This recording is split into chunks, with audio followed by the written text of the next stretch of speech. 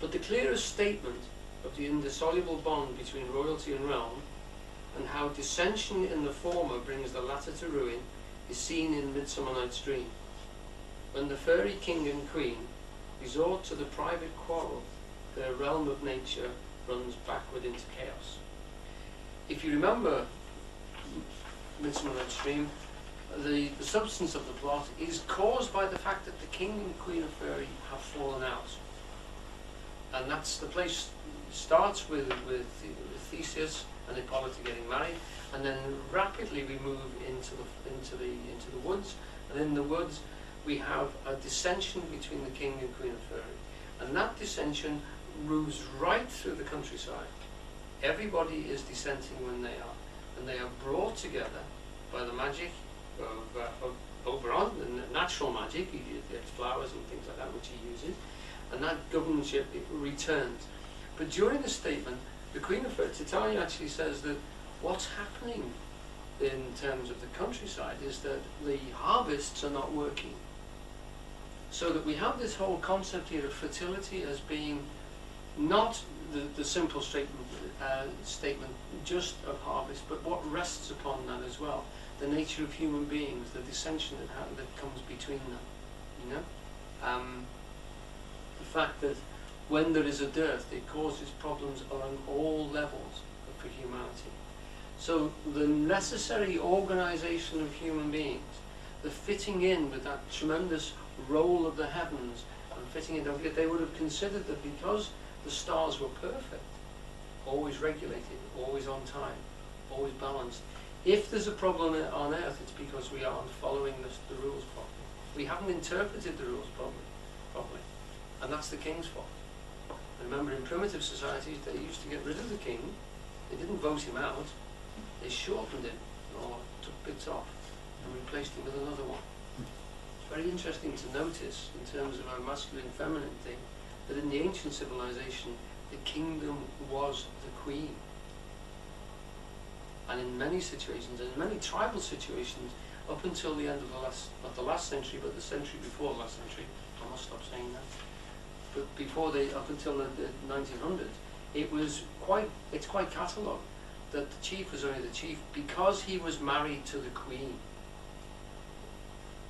And when the land was infertile, or when things were going wrong with the kingdom, the king was sacrificed, and the queen married another one, and he became king until he made a mess of it. And there's a whole regiment of legends surrounding that, Greek myths, based on the death of the king and his replacement by a younger, better looking, often the son, or represented as the son.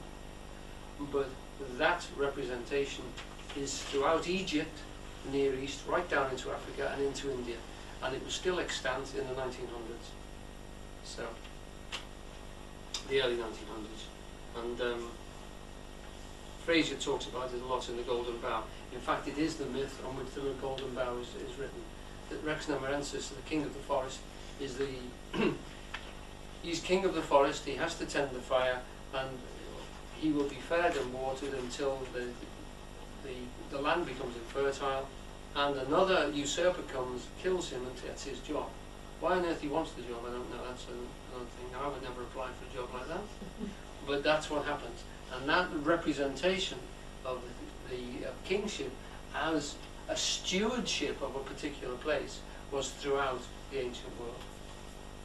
So if you look at that, the queen in that sense, like the pharaohs, the pharaoh himself is in the early dynasties was married. It was only the pharaoh because he was married to the queen of Egypt, and if she decided she didn't want him, or the people decided that he wasn't functioning very well, he was done away with in all sorts of strange ways. They used to vote them into trepanation. One of the things they used to do to record and reward a king was to drill little holes in his head. The operation wasn't very successful often, but he got a new king. It's one of the clever things that they do is they promote people beyond their own job, so to speak, and promote them into celestial realms. In other words, they sacrifice them, they kill them, and in a vast ceremony, and replace them with a better one or a newer one, until things go wrong again. But this is part of the whole primitive process of sacrifice and fertility, which is written into an awful lot of legends. It's into the legend on which Midsummer Night's Dream is based.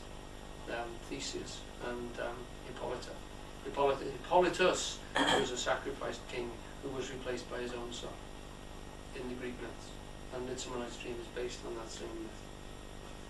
Right.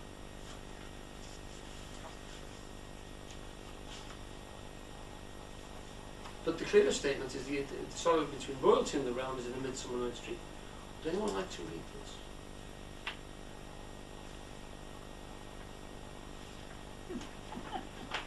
V? You looked up, I thought actually, that was a volunteer. offer, but I will do, yeah. Okay. I just glanced up. Yeah. The spring, the summer, chilling autumn, angry winter, change their wonted liveries and amazed world. By their increase, now knows not which is which, and this same progeny of evil comes from our debate, from our dissension. We are their parents and original.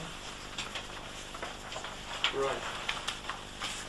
The childing autumn, the angry winter, change their wonted liveries, and the mazed world, the confused world, by their increase knows not which is which. So things are out of place. Things are not working the way they should do. The whole sequence of events is out of kilter. And that's because from our debate, from our dissension, from the argument between the king and queen of Faerie, remember, fairies are demoted gods.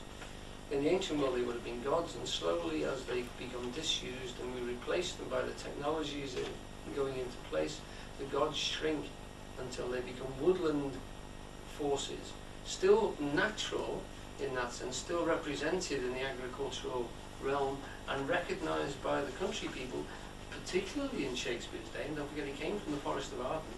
He would have been very much embedded in this English folklore tradition. And when you read Midsummer Night's Dream, you're reading a story which is based on classical myth. It's set in Greece, it's set in Athens, but it's really set in Warwickshire, isn't it? Listen to them, you listen to Bottom the Weaver and the Tinker and Flute.